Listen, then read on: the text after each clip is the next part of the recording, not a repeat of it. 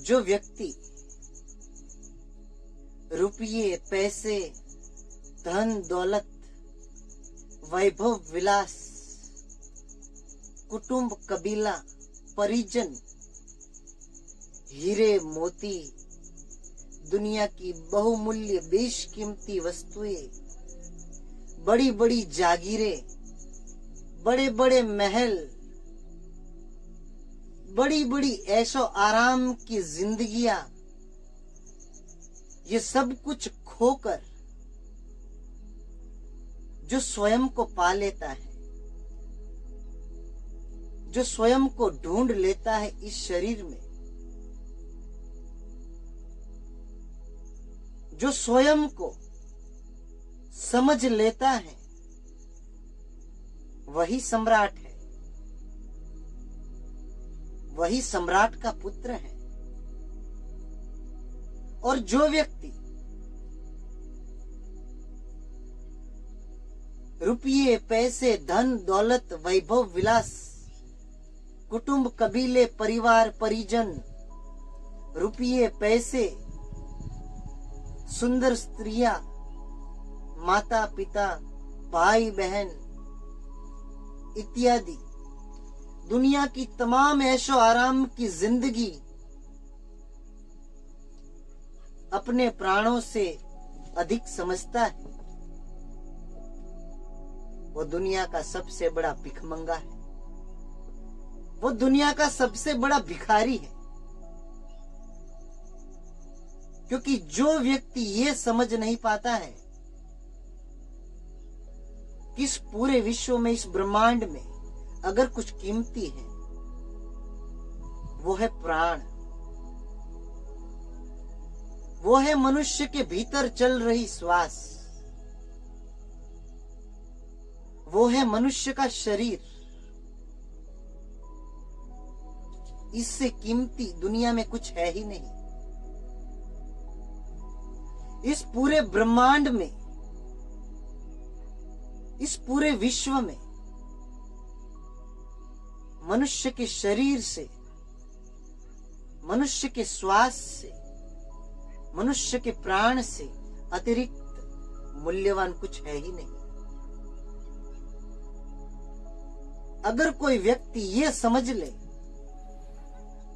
कि मनुष्य का शरीर, मनुष्य का देह बहुमूल्य बेशकीमती है, क्योंकि शरीर से ही सब कुछ है, श्वास से ही सब कुछ है। बिना श्वास, बिना शरीर के तुम्हें कुछ भी अनुभव नहीं हो सकता है। चाहे तुम्हारे पास कितनी भी धन संपत्ति हो, बड़ी बड़ी इमारतें हो, बड़े बड़े बंगले हो, बड़ी बड़ी गाड़ियां हो, सुंदर सुंदर स्त्रियां हो, चाहे कितने भी बहुमूल्य रत्न तुम्हारे पास हो, वो कोई कीमत के नहीं है। कीमत की तो तुम्हारी श्वास है, कीमत का तो तुम्हारा शरीर है, क्योंकि श्वास ही नहीं रहेगी तो शरीर किस काम का, और शरीर ही नहीं रहेगा तो फिर बहुमूल्य रत्न किस काम। जो व्यक्ति, जो स्त्री, जो पुरुष, जो नर नारी, जो साधक, जो संत, जो साधु, जो भगत ये समझ लेता है कि ब्रह्मांड की सारी बहुमूल्य बेशकीमती वस्तुएं एक तरफ और स्वयं का बोध एक तरफ, ब्रह्मांड की सारी वस्तुएं स्वयं के भीतर के अनुभव से लेस मात्र कीमती नहीं है। स्वयं के भीतर का अनुभव बहुमूल्य और बेशकीमती है। इसके अतिरिक्त कुछ कीमत का है ही नहीं। बड़े बड़े राजा, महाराजा, वजीर, प्रधानमंत्री, सेनानायक ये पद, प्रतिष्ठा, प्रशंसा लेकर जो घूम रहे हैं वो किसी काम का नहीं है, वो किसी मूल्य का नहीं है। चाहे तुम्हारे पास कुछ भी हो, दुनिया की सारी ऐशो आराम की वस्तुएं, दुनिया के सारे रहन सहन के रीति रिवाज, दुनिया की सारी सुंदर स्त्रियां, चाहे तुम्हारे पास कुछ भी हो, तुम सुखी नहीं हो सकते हो कभी भी, क्योंकि तुम्हें स्वयं का बोध है ही नहीं।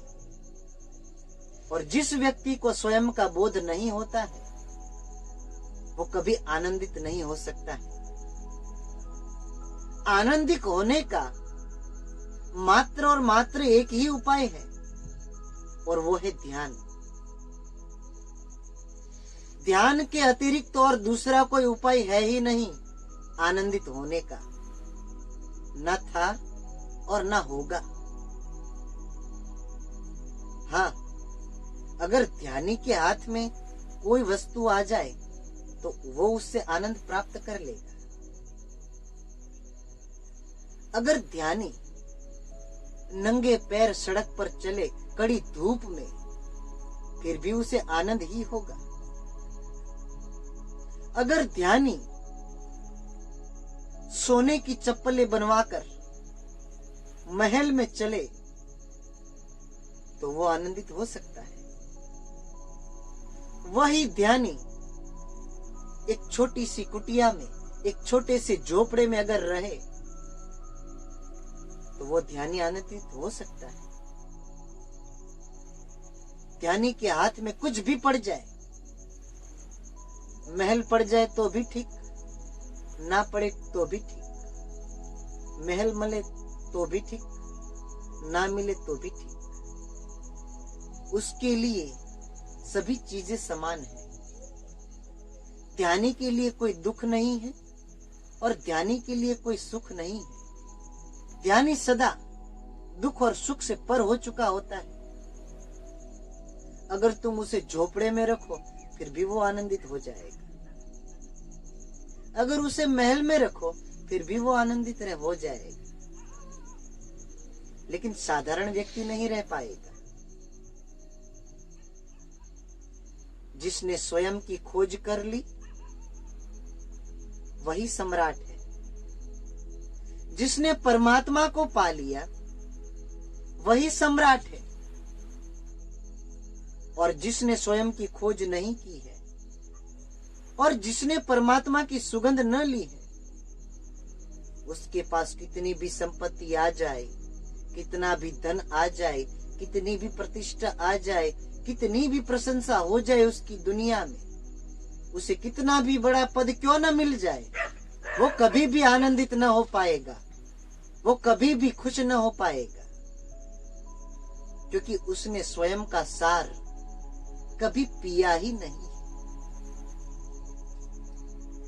उसने कभी रसायन चखा ही नहीं है, कहां से चखेगा। वो तो बेचारा धन संपत्ति वैभव विलास कुटुंब कबीले में व्यस्त है, उसे कहां फुर्सत स्वयं की खोज की, उसे कहां फुर्सत परमात्मा को पाने की। वो तो बेचारा सुबह हुई नहीं कि दौड़ा रोटी कमाने, दिन भर कमाता है रोटी और शाम को आकर थक जाता है पशु के समान और सो जाता है। पता नहीं कब हो गई सुबह, कब उठा फिर चला रोटी कमाने। उसे फुर्सत ही कहां है स्वयं की खोज की, परमात्मा की खोज की।